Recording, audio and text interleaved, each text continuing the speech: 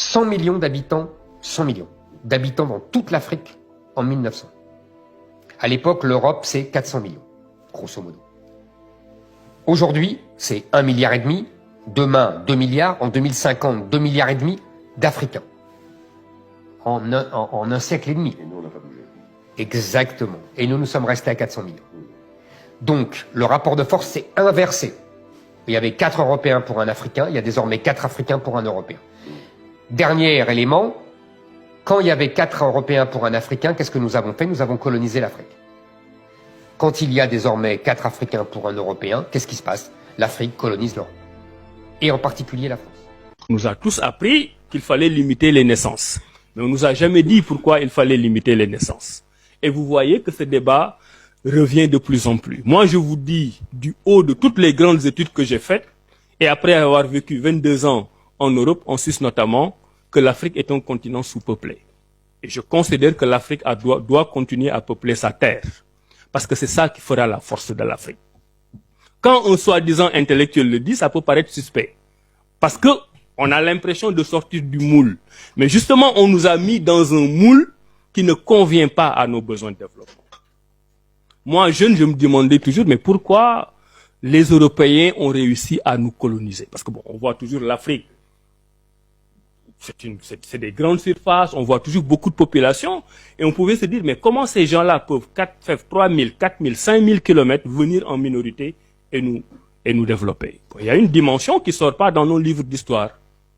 Mais en 1900, il y a un siècle, en Afrique, on était 140 millions. Que 140 millions. C'est presque la moitié de la population du Nigeria actuellement. Et c'est toute l'Afrique. On n'était que 140 millions. Et en 1900, la toute petite Europe était à 420 millions d'habitants. Ça, il faut le raconter à vos enfants pour qu'ils comprennent que ce n'est pas parce qu'on était faible et paresseux. Parce qu'on avait une puissance démographique dans un petit territoire qui était en conquête. Ils étaient 420, on était 140 millions. Donc en 1900, l'Europe était 3 fois plus peuplée que l'Afrique.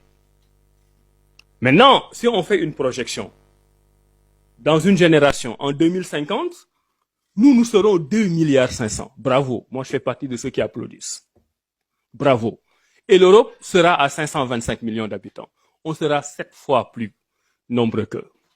Maintenant, pourquoi il y a ce discours européen sur la limitation des naissances? Parce qu'ils ont compris un trait d'histoire particulièrement important, que les grandes puissances peuvent s'appuyer sur énormément d'autres arguments, mais le premier argument de la puissance d'un pays, c'est sa démographie. Il y a une certaine peur, une certaine angoisse des nations qui ont déjà dominé le monde avec cette puissance démographique, de voir que la balle est en train de se retourner et que demain, eux seront la position du plus faible. Donc l'Afrique, si on prend, bon, j'aurais pu prendre le temps de le dire, si on regarde les densités de population en Afrique, nous sommes encore en deçà de la moyenne. Sauf le Nigeria, qui est même dans une moyenne par rapport à certains grands pays comme le Pakistan ou l'Inde ou le Bangladesh. Donc non, l'Afrique n'est pas surpeuplée. Et je terminerai sur cette question en disant quelque chose qui vient de mes observations. On nous fait croire qu'en faisant beaucoup d'enfants, nous aurons des problèmes. Pourquoi? Parce que l'Européen, l'Américain, quand il voit un enfant né qui est en Afrique, il ne voit pas l'enfant. Il voit la bouche de l'enfant. Il voit l'enfant à nourrir.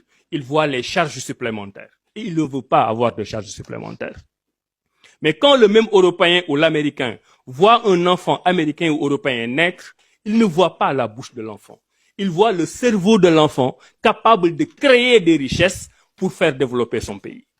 Donc l'enfant africain est une bouche, l'enfant américain ou européen est un cerveau capable de créer des richesses. C'est à nous de changer ce paradigme pour dire que nous pouvons être pauvres et être en manque de moyens, mais nous voyons en nos enfants des potentiels qui régleront les problèmes de demain. Et l'Europe et l'Amérique ont peur de tous ces éléments.